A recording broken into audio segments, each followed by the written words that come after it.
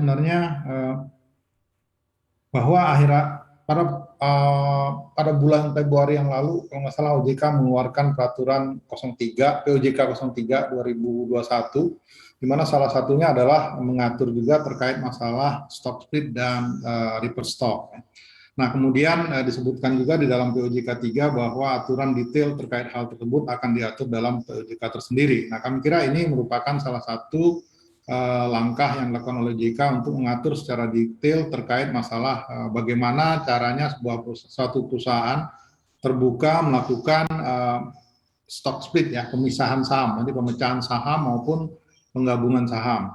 Nah, mungkin saya koreksi sedikit Bang Gibran bahwa ini bukanlah pemecahan dari nilai nominal, yang dilakukan adalah pemecahan saham dari nilai pasar, ya. Jadi stock split selama ini maupun reverse stock diatur sebenarnya hanya saja yang digunakan adalah aturan bursa efek, ya. Bursa efek di mana saham tersebut dicatatkan, ada aturan-aturan yang harus dipenuhi sebelum perusahaan tersebut bisa melakukan ya bisa disebut corporate action seperti ini. Nah, kemudian kami kira ini dari sisi emitennya tentunya akan sedikit ada aturan main yang lebih detail terkait hal ini, karena akan ada dua aturan dalam hal ini. Tadinya aturan OJK-nya nggak ada. Jadi kalau perusahaan mau stock split atau reverse stock hanya mereverse kepada peraturan Bursa Efek Indonesia.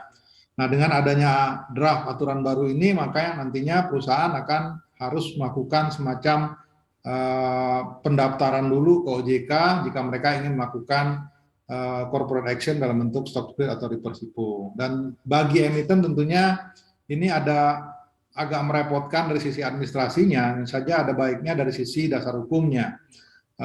Sehingga apa yang dilakukan dari sisi pemecahan sahamnya mempunyai basic hukum yang lebih kuat jika untuk perkembangan saham emitennya.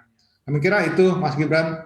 Iya, Pak, kalau kita lihat apakah ada saran gitu atau harapan yang ingin disampaikan oleh AEI terhadap regulator terkait dengan RPOJK yang mengatur mengenai aktivitas stock split dan juga reverse stock, Pak? Ya, ada beberapa hal sebenarnya kita nggak berharap juga kalau misalnya aturan ini terlalu rigid sehingga menyulitkan bagi emiten untuk melakukan corporate action dari sisi stock split dan reverse repo.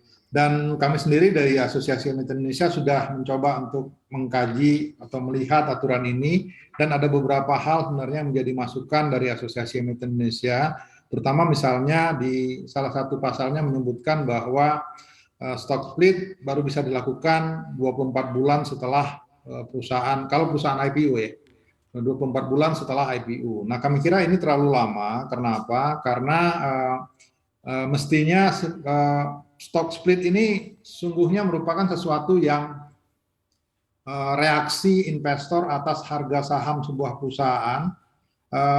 Harapannya memang didasarkan pada fundamental perusahaan. Makanya kita berpikir bahwa ya kalau bisa jangka waktunya cukup satu periode laporan keuangan. Jadi mungkin 12 bulan atau 12 bulan lebih, sehingga investor, perusahaan yang ingin melakukan stock split, benar-benar rencana tersebut didasarkan pada fundamental perusahaan. Jadi investor sudah tahu bahwa laporan keuangan awalnya seperti ini, kemudian laporan keuangan berikutnya adalah seperti ini, kemudian dibandingkan dengan harga pasar, kemudian perusahaan melakukan stock split. Kami kira data dari satu periode laporan keuangan sudah cukup bagi investor untuk mengambil keputusan apakah mereka akan ikut dalam apakah perusahaan harus melakukan stock split atau enggak.